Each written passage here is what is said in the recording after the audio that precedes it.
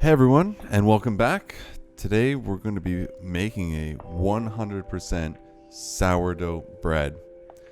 And what that means is there's going to be any yeast except for what's found in the mother and the sourdough culture that I showed you how to make in previous videos.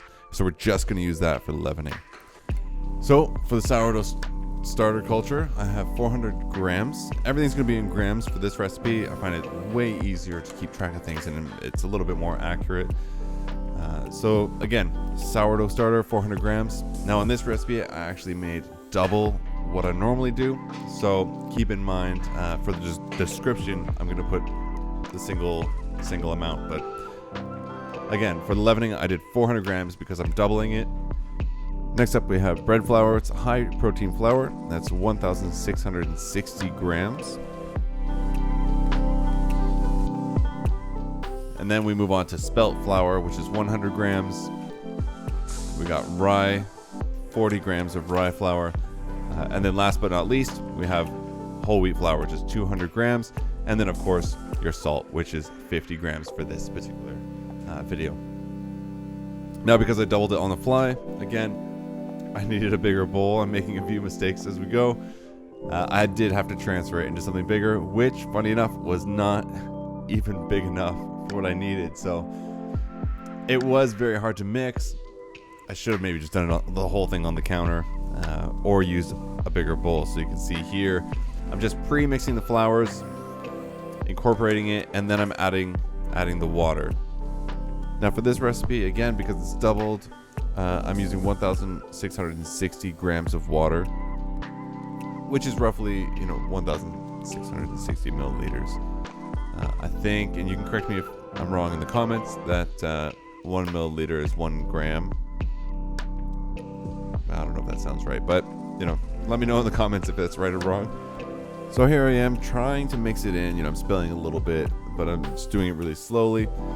Using the wooden spoon just to get some of that moisture together in with the flour.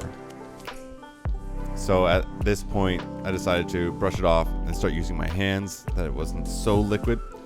But, this recipe calls for a very wet dough, and if you're not used to working with a wet dough, you can either go ahead, give it a try, or sort of work up to it with some other recipes before you get here. So you can see I have a bunch of flour I'm using.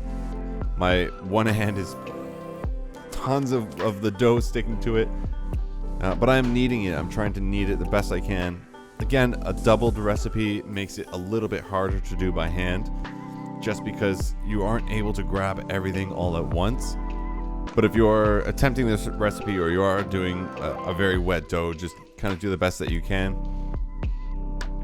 With a wet dough, normally I'll do this recipe in my stand mixer, but because I doubled it, I didn't have that luxury. I had to transfer it to a counter and do it by hand. But a stand mixer makes working with wet dough super, super easy. Now here I am transferring it to an oiled bowl, and it's just put a little bit of olive oil, paper towel, just to make sure that it was coated around. And I did do the window pane test to make sure that it had enough gluten development, and that's just sort of stretching the dough and making sure it doesn't break, and you can kind of see through it and see some light through it without it tearing apart. Cover it with some plastic wrap, and we're actually going to let this sit for only about 30-45 minutes, and then we're going to do a bit of a stretch and fold. So here we are. I think it was 45 minutes later. It's taking that off now. What I'm doing here is, because it's still in the early stages, I'm putting a little bit of olive oil on my hand, just so the dough doesn't stick to my hand quite as much as it did before. Just grabbing it, pulling it up, and then folding it over top of itself. And I'm just going around and doing that on all 4 corners.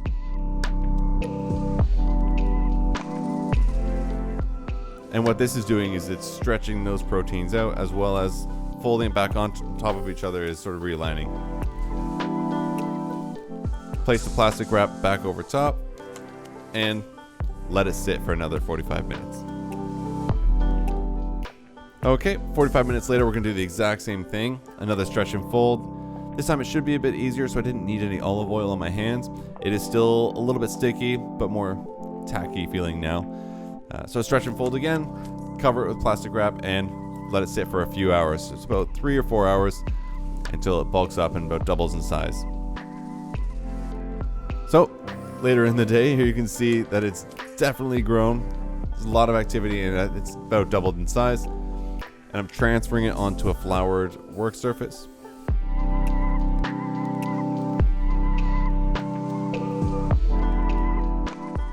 Sprinkle a little bit of flour over top to make it easier to work with.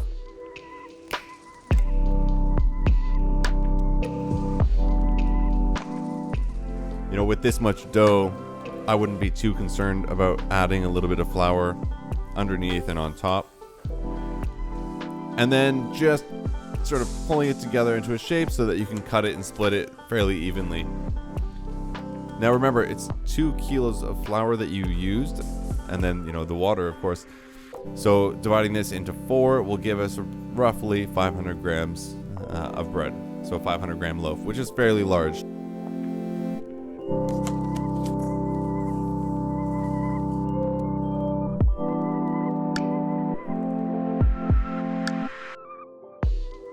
So again, just dividing it by eye. You can use a scale if you want, but I find, you know, for this, it's just by eye is totally fine. You know, it's nothing professional, just doing it at home for myself. And I'm going to put it in these baskets. So I have 4 containers. 2 of them are these wicker baskets lined with linen that I've floured and sort of emptied out the excess flour.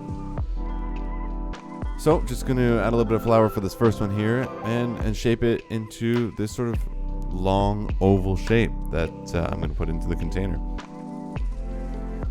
Now the first one, it might take a little bit of time to just get used to shaping these. Again, the dough is fairly wet, but at this stage, I mean, it's not wet and sticky, but it's a little harder to work with than your average dough. So I'm going to pop that in. For the next one, it's a round loaf.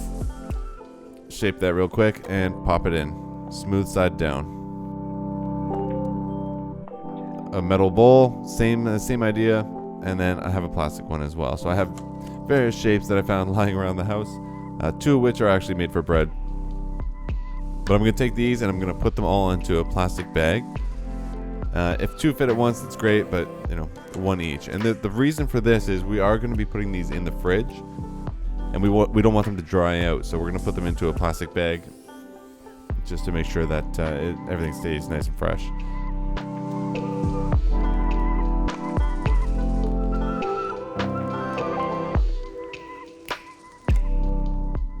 So here we are, the last one. It was just a shopping bag I had.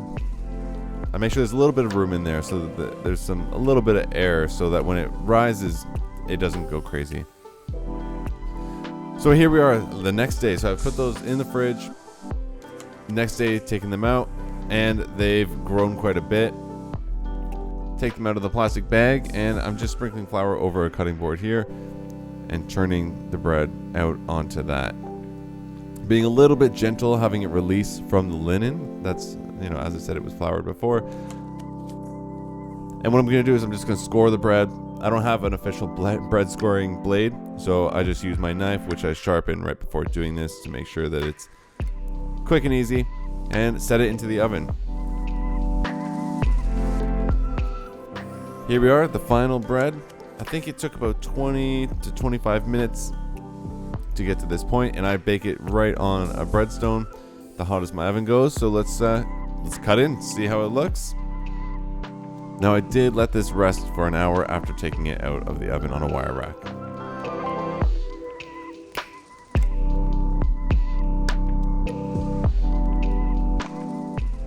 I'm pretty happy with that. You know, there's a lot of air pockets.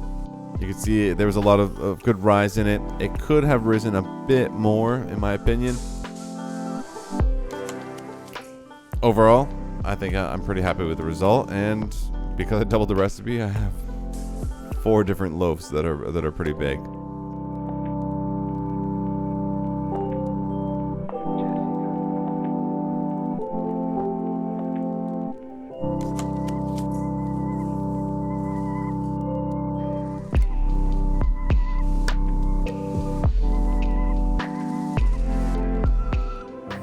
A big batch like this lasts me quite a bit of time. If you're baking bread every week, then, you know, obviously don't double the recipe and use 2 kilos of flour. that's it. It's quick and easy. You know, it's not that much to it. Just some flour and some water and some salt.